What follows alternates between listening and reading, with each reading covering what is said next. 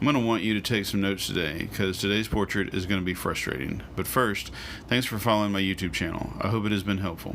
Second, if you're new, consider subscribing to my channel and watching my growth as an artist and a YouTuber, as well as getting royalty-free ideas for your art, whether you are an AP student or any other kind of artist. And if you enjoy this video, please give it a digital thumbs up to help others find my video and YouTube channel. Little disclaimer, I didn't pre-draw the face structure like I usually do in most of my videos. I just kind of went for it straight out. In this video, I'm going to paint with a gift card. This may sound new, and for a student this probably is, but it is not completely new. Painters have been painting with what's called a palette knife for decades. I'm not going into history here, but my theory was that it was experimental. Here's where I'd like you to take some notes. First, this painting for me was frustrating.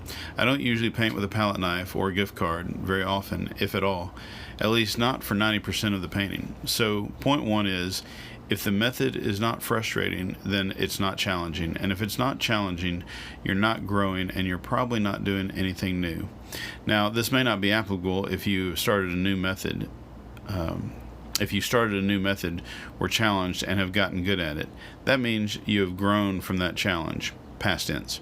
Second, to challenge myself, I made a rule for myself. The painting was going to be done entirely with the gift card. Why? To get a new and unique texture. Sure, it has been done before, but not by students, and really not that often.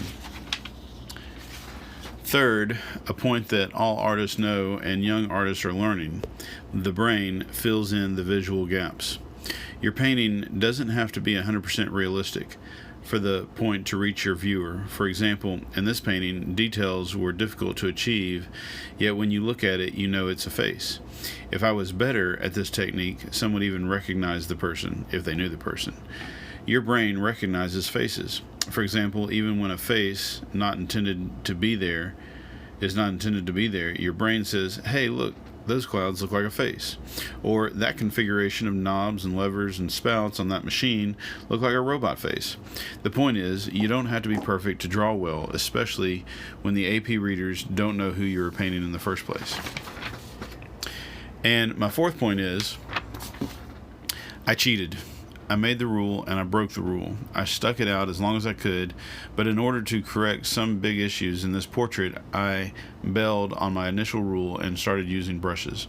I still maintained a lot of the original texture I was aiming for. Let me do that again. A, I still maintained a lot of the original texture I was aiming for, and B, I did what I needed to fix the painting. When I say that I bailed on the original rule, I didn't really bail on it completely. I did the majority of the painting with a credit card, but at the very end I used a brush to fix some of the big issues. My fifth point I want you to notice, and this is really important, I think, especially for new students. I want you to notice that I was painting in and painting out. I didn't mess up and throw away the painting. I painted out the mess up and painted it right, then realized it wasn't right and painted it out, and then painted it back in again correctly. Don't throw away a day's work or even a week's worth because you messed up. Paint was made to fix mistakes. Well, that pretty much sums it up. Check back for more videos. Hit the subscribe button so you'll know when I post, and click the little bell so you'll get notifications about when I post. And again, if you enjoyed the video, tell YouTube you enjoyed it by giving me a digital thumbs up. Thanks.